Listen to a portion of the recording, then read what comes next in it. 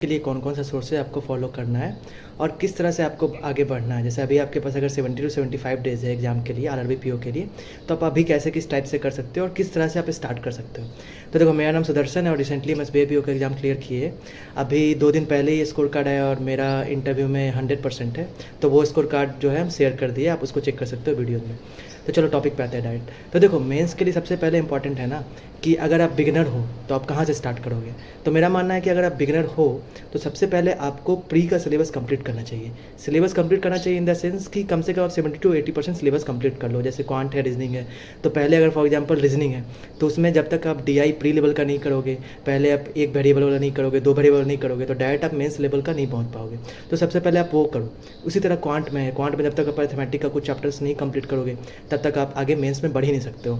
तो पहले उसको कंप्लीट करना है। तो आपको देखना है, जैसे मैंने क्या किया था कि मैंने एक मतलब फिक्स कर लिया था कि 30 डेज़ के अंदर प्री का सारा सिलेबस कंप्लीट करना है और फिर मेंस को साथ लेके चलना है। तो आपको भी ऐसे ही करना है। तो अगर सबसे पहले जीए की बात करें, जीए से स्टार्ट करते हैं मेंस के लिए।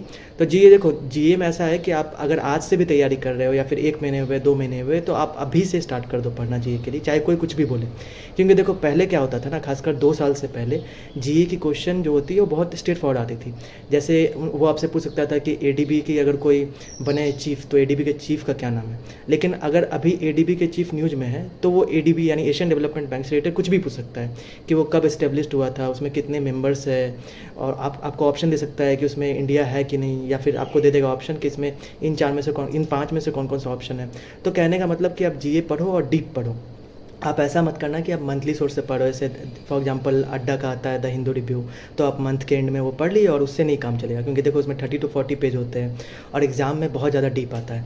तो पर डे आपको पढ़ना। जैसे मैं अपनी बात करूँ, मैंने जितने भी सोर्सेज यूज़ किए थे, चाहे वो जीए की हो चाहे कोई और सब्जेक्ट की, मैंने फ्री सारे सोर्सेज थे मेरे। तो वो सब सोर्सेज भी हम डाल दिए, जितने भी मेरे वीडियो थे उसमें, तो आप वो चेक कर सकते हैं। तो जीए के लिए मेरा था कि अड्डा से मैं पढ़ता था पर डे। जैसे मैं आज पढ़ा तो आज रात को अगर मैंने अड्डा से जीए पढ़ लिया, उसमें फॉर एग्जांपल पर डे 15 के अराउंड न्यूज आते हैं, वो पढ़ लिया, और फिर नेक्स्ट डे सुबह उठ के सबसे पहले काम मैं ये करता था कि मैं उसका क्विज दे देता था। क्विज देने के बाद जो उसमें कोई क्वेश्चन मान लो 15 में से ऐसा है कि आप 12 क्वेश्चन ही सही कर पाए और 3 क्वेश्चन नहीं सही कर पाए, तो आप उसको बुक मार्क्स कर सकते हो। वहाँ नीचे ऑप्शन रहता है बुक मार्क्स का, आप कर दो। और नेक्स्ट टाइम जब भी रिवाइज करोगे उसको, जब भी रिवीजन करोगे, तो आप बस बुक मार्क्स वाला देख लो, या फिर आप टोटल भी कर सकते हो। ये हो गया। उसके बाद जीए के लिए है कि आपको रिवीजन, मल्टीपल रिवीजन करना है, फ्रीक्वेंटली करना है। सबसे बड़ी गलती लोग क्या करते हैं कि वो मल्टीपल रिवीजन तो करते हैं बट फ्रीक्वेंट नहीं रहते। फ्रीक्वेंट इन द सेंस कि अगर मैंने आज जीए पढ़ा, कल मैं उसका क्विज करूँगा, फिर मेरा ये टारगेट होता था कि मैं फिर कल भी उसको फिर से रिवीजन कर लूँ। यानी जो मैंने 15 न्यूज आज पढ़ा है उसको मैं कल रिवीजन कर लूँ। इससे क्या होगा कि कोई चीज़, जैसे एग्जाम्पल के लिए आप अगर कहीं जा रहे हो, वो जगह आप कहीं गए नहीं हो, आप पहली बार जा रहे हो, तो आप देखोगे कि वो लोकेशन आप भूल जाओगे। लेकिन अगर कल फिर से आप उसी जगह पर जाओगे तो मैक्सिमम प्रोबेबिलिटी है कि आपको ये याद रहे और लंबे समय तक याद रहे। तो ऐसे ही आपको करना है, आप रिवीजन करो और फ्रीक्वेंट रिवीजन करो, मतलब जल्दी। आज पढ़े तो फिर कल कर लिए, फिर 5 दिन में या 7 दिन में कर लिए। तो ये इंपॉर्टेंट है। ये हो गया जीए का। जीए में इसके अलावा मैंने क्या किया था कि अफेयर्स क्लाउड का मंथली पीडीएफ आता है, वो पेड होता है। तो मेरा एक दोस्त था, वो मेरे को भेज देता था, वो टेलीग्राम पे, और टेलीग्राम पे भी अवेलेबल है, या पेड आपको जो जैसे करना है आप कर सकते हो। तो पहले तो एक सोर्स मेरा मेन हो गया अड्डा का। उसके अलावा जो भी कुछ, जैसे कोई कुछ ऐसे तो होता नहीं कि वो 15 न्यूज़ जो रोज़ कवर कर रहे सारे कुछ कवर हो जाएंगे, तो उसके लिए अफेयर्स क्लाउड का मंथली मैं अपना पढ़ता था। तो अफेयर्स क्लाउड का मंथली फॉर एग्जाम्पल मई है अभी, तो जून 4-5 जून तक वो आपको मंथली आ जाएगा। अच्छा, एक बात ध्यान रखना, बहुत लोग पूछते हैं कि अफेयर्स क्लाउड मंथली की जगह वीकली पढ़ सकते हैं क्या। देखो, वीकली भी आप पढ़ सकते हो, लेकिन वीकली मंथली इतना एक्सप्लेन उसमें नहीं रहेगा, उतना डीप नहीं रहेगा। तो मेरा आपको यही सजेशन है कि आप डीपली पढ़ो, क्योंकि जैसे मैंने पहले बताया कि आपको अब डीप पढ़ने की जरूरत है, कि क्वेश्चन काफ़ी डीप आने लगे। और स्पेशली देखो, एसबीआई पीओ के एग्जाम के लिए बोलूँ तो उसकी वेटेज बढ़ गई है। पहले 40 नंबर थे, अब 60 के अराउंड हो गए। तो आपको जरूरी है कि आप जीए बहुत डीप पढ़ो, क्योंकि ये बहुत ज़्यादा मार्क्स फेचिंग सब्जेक्ट होता है। उसके अलावा एग्जाम के पहले प्रैक्टिस मॉक का, जैसे मैं वो लगभग उसमें 500-600 क्वेश्चन रहते हैं क्विज के फॉर्मेट में, तो वो आता था। वो लगभग 20 दिन पहले, 15 दिन पहले मेंस का आ जाता है, तो वो भी मैं रिवीजन कर लेता था उससे। तो उससे बहुत अच्छा रहता है, आप उसको हाईलाइट भी कर सकते हो। और उनका जो पीडीएफ होता है बहुत अच्छे से उसमें हाईलाइट रहता है और ग्राफिक्स भी अच्छा रहता है, तो पढ़ने में भी आपको बहुत अच्छा लगेगा। इसके अलावा मैं बेजूका प्रैक्टिस मॉक का जो होता है, वो मैंने सारे मंथ्स का बेजूका नहीं किया था। तो होता क्या है ना कि देखो, अगर आपका एग्जाम फॉर एग्जाम्पल दिसंबर में मेंस का है, किसी भी एग्जाम का मेंस, तो जो सबसे इंपॉर्टेंट लास्ट के 4 मंथ्स है वो बहुत इंपॉर्टेंट होते थे। तो उस लास्ट के 4 मंथ्स के लिए मैं ज़्यादा पढ़ता था। फॉर एग्जाम्पल मैंने अड्डा से कर लिया, अफेयर्स क्लाउड मंथली से कर लिया, अब मैं बेजूका भी वही 4 मंथ्स के सिर्फ पढ़ूंगा। उस 4 मंथ से मैंने बेजूका कर लिया, और लास्ट में मैंने एमसीक्यू रिवीजन कर लिया, एग्जाम के पहले जो आया था वो भी कर लिया। तो मैंने ऐसे किया था जीए के लिए। और अगर जीए की बात करूँ तो मेरे जितने भी मेंस थे उसमें लगभग 10 से 15 नंबर कट ऑफ से ज़्यादा ही रहते थे। तो जीए मैं कह सकता हूँ कि मेरे लिए मेरा फेवरेट सेक्शन जीए ही था। इसके अलावा अगर सेकंड सेक्शन पे जाए तो इंग्लिश की सेक्शन। देखो इंग्लिश में बैंक में क्या है कि यहाँ पे आपको रीडिंग सबसे इम्पोर्टेंट है। अब सवाल ये है कि क्या आप रीडिंग कर रहे हो तो क्या आप ग्रामर कर सकते हो, क्या आपको ग्रामर छोड़ना है, वोकैब छोड़ना है। तो देखो रीडिंग आप तभी कर पाओगे जब आपको ग्रामर आएगा। फॉर एग्जांपल आप न्यूज़पेपर पढ़ रहे हो तो जब आपको ग्रामर का मान लो उसमें आपको रूल मालूम ही नहीं है या फिर आपको वोकैब आता ही नहीं है, कोई वर्ड दिया हो आपको उसका मीनिंग नहीं पता, तो आप कैसे करोगे। तो आपको देखना है कि आप कहाँ स्टैंड करते हो अभी। हो सकता है कि आपका जीए बहुत अच्छा हो, आपने इंग्लिश काफ़ी अच्छा हो, तो आपने मान लो कभी कैट का प्रिपरेशन किया होगा तो आपका इंग्लिश अच्छा होगा। आपने एसएससी का प्रिपरेशन किया होगा तो आपका वोकैब अच्छा होगा, ग्रामर अच्छा होगा। आपको देखना है आप कहाँ स्टैंड करते हो। अगर आप कॉलेज से अभी निकले हो और आपको कुछ भी आइडिया नहीं है इंग्लिश का, कोई बात नहीं, तो आप बेसिक्स से करो। तो देखो इसके रिगार्डिंग मैंने अपने एक फ्री सोर्सेज फॉर इंग्लिश का वीडियो मैंने उसमें डाला हुआ अपने चैनल पे, तो वो आप देख सकते हो। उसमें मैंने बहुत अच्छे से एक्सप्लेन किया है कि अगर आप बिगिनर हो तो आप किस तरह से कैसे पढ़ सकते हो। आपको तीनों कुछ को यानी कि ग्रामर को, वोकैब को और रीडिंग कॉम्प्रिहेंशन तीनों को साथ में लेके चलना है और आपको थोड़ा ज़्यादा टाइम देना है। कभी भी इग्नोर मत करना है इसको कि या फिर ये मत सोचना कि मेरे से नहीं हो पाएगा क्योंकि मेरा वीक है। देखो यहाँ बहुत सारे ऐसे लोग हैं जो कि बहुत अच्छा मार्क्स लाते हैं जबकि वो हिंदी मीडियम से होते हैं या फिर किसी भी स्टेट बोर्ड से होते हैं। तो आपको ऐसा बिल्कुल भी माइंड में नहीं लाना है कि नहीं हो पाएगा, ठीक है। तो आप वो वीडियो देख सकते हैं एक्सप्लेन के लिए। तो मेरा क्या था कि मैं डेली बेसिस पे न्यूज़पेपर पढ़ता था। अच्छा देखो आपको क्या है कि मन में कभी आता होगा कि न्यूज़पेपर पढ़ूँ या ना पढ़ूँ। देखो यार न्यूज़पेपर बहुत इंपॉर्टेंट है और ये तब आपको मालूम चलेगा जब मेंस में आपको रीडिंग कॉम्प्रिहेंशन मिलेगा जो कि काफ़ी हाई लेवल का होगा। प्री में तो आपको नॉर्मल स्टोरी मिल जाएगा, कोई भी आपको फॉक्स का और रैबिट का कोई भी स्टोरी आपको मिल सकता है। लेकिन मेंस में याद रखना कि मेंस का जो आरसी होता है वो बहुत आप बोल सकते हो कि मतलब न्यूज़पेपर बेस्ड होता है। जैसे कि क्लाइमेट चेंज से रिगार्डिंग पूछ सकता है, G20 से रिगार्डिंग पूछ सकता है, इंटरनेशनल अफेयर्स कुछ चल रहा है तो वो पूछ सकता है। और जब आप न्यूज़पेपर पढ़ोगे ना और आरसी जब आप देखोगे रीडिंग कॉम्प्रिहेंशन एग्जाम में, मेंस में, तो आपको पहले से कॉन्फिडेंस आ जाएगा कि अरे ऐसा तो मैंने पढ़ा है न्यूज़पेपर में। तो न्यूज़पेपर बहुत इंपॉर्टेंट है और मैं इंडियन एक्सप्रेस डेली बेसिस पे पढ़ता था। स्टार्टिंग में मैं इकोनॉमिक टाइम्स पढ़ता था लेकिन बाद में मैं इंडियन एक्सप्रेस पढ़ने लगा। तो इंग्लिश से रिगार्डिंग जो वीडियो है मेरी उसमें मैंने ये सब बताया होगा काफ़ी एक्सप्लेन करके, तो आप वो देख लेना। और उसके अलावा इंग्लिश के लिए आप सबसे इंपॉर्टेंट है एक्यूरेसी। देखो इंग्लिश में 40 भी आप मेंस में अटेम्प्ट कर सकते हो, कोई बड़ी बात नहीं, लेकिन क्या आपका एक्यूरेसी है उतना अच्छा। तो एक्यूरेसी के लिए आप प्रैक्टिस कैसे करोगे, तो मैंने उसमें ही बताया उस वीडियो में भी कि जो क्विज आती है आपके अड्डा की क्विज है, ग्रेड अप की क्विज है, प्रैक्टिस मॉक की क्विज है, तो आप क्विज सेक्शन से कर सकते हो। उसमें टाइमर रहता है, मान लो 15 क्वेश्चन है क्विज में और टाइमर रहेगा 7 मिनट्स का, 10 मिनट्स का। तो आपको क्या करना है ना कि आपको ये नहीं सोचना है कि मुझे 15 मिनट्स का क्वेश्चन 10 मिनट्स में करना है या फिर टाइमर 15 मिनट्स का है और 15 क्वेश्चन तो 15 मिनट्स में करना है। आपको ये हमेशा से अपने आप पे प्रेशर डालना है कि मैं 5 मिनट्स में ही कर लूँगा।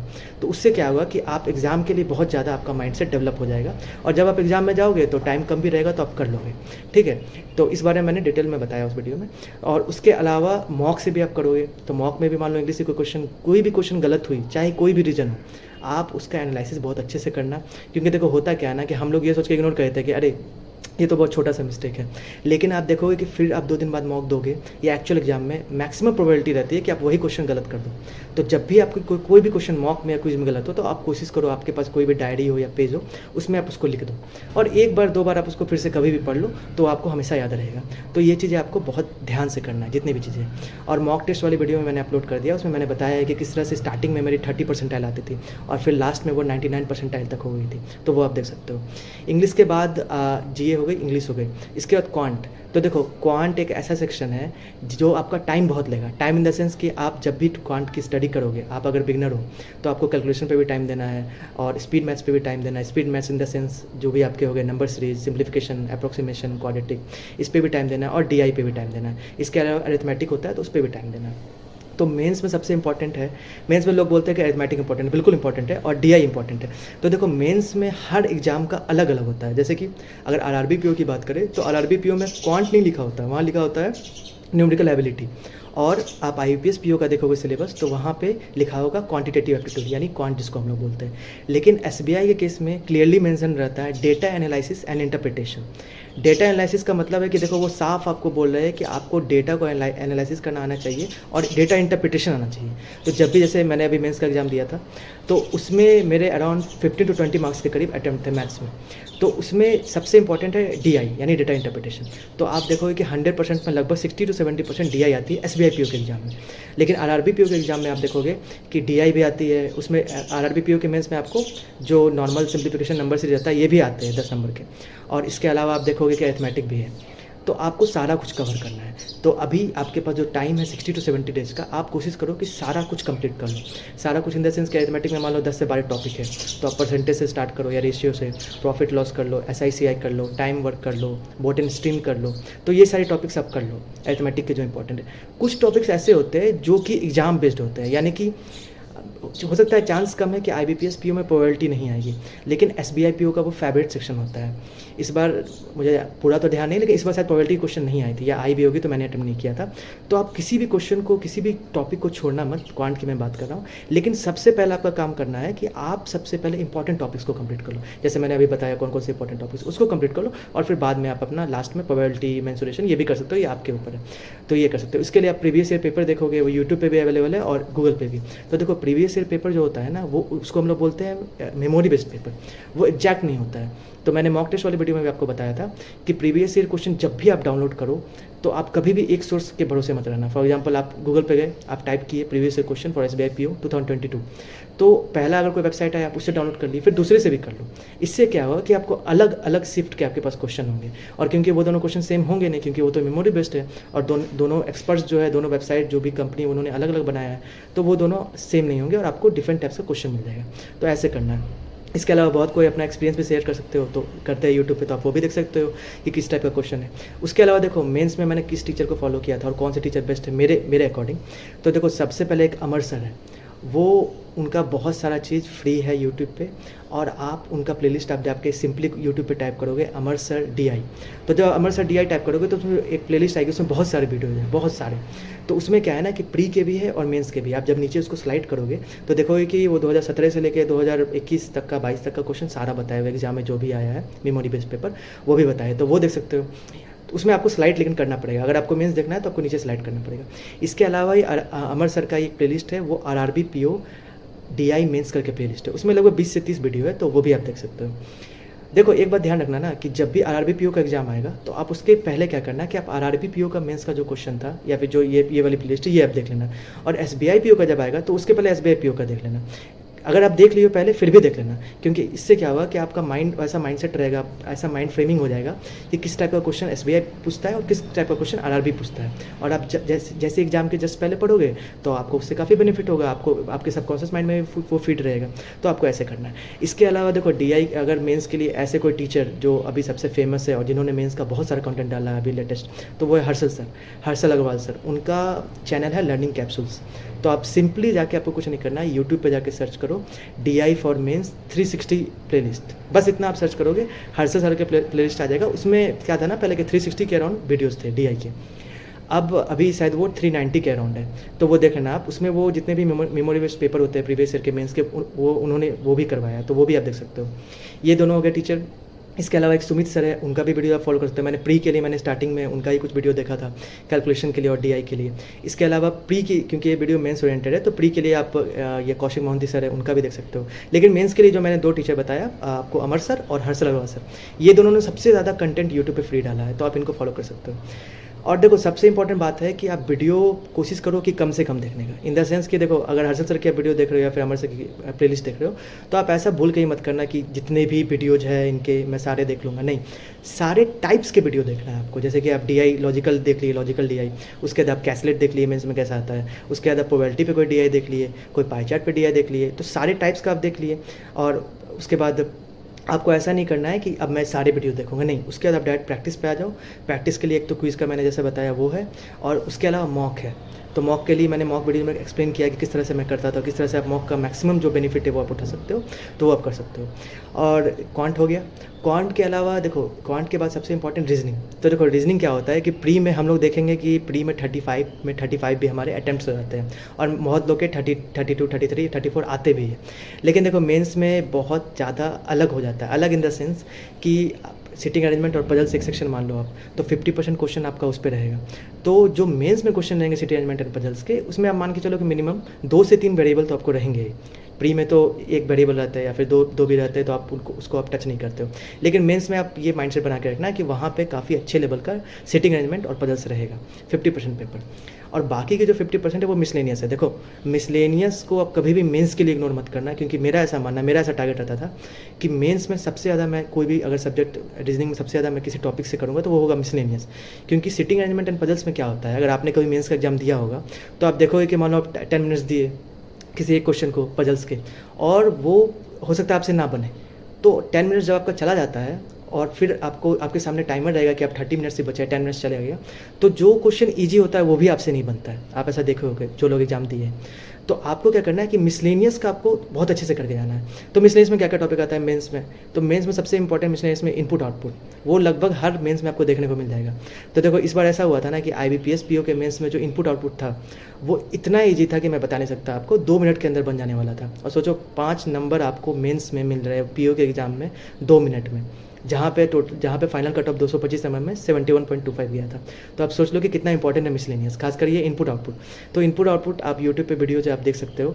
तो देखो, अगर कोई मतलब यूट्यूब पे अगर कंटेंट की बात करें फ्री सोर्सेज का, तो एक वर्चुअस चैनल है, उस पर ध्रुव सर है, उन्होंने बहुत अच्छे से मिसलेनियस के टॉपिक्स को कवर किया है। मेंस लेवल का मैं बात करूँ, आपको कुछ नहीं करना, यूट्यूब पे जाके आप सिंपली लिख दो virtuous mains level miscellaneous reasoning, उनकी वीडियो आ जाएगी, आप उनको देख लो। उनका प्लेलिस्ट भी ऐसे M1 करके M2 करके, तो वो आप देख सकते हो।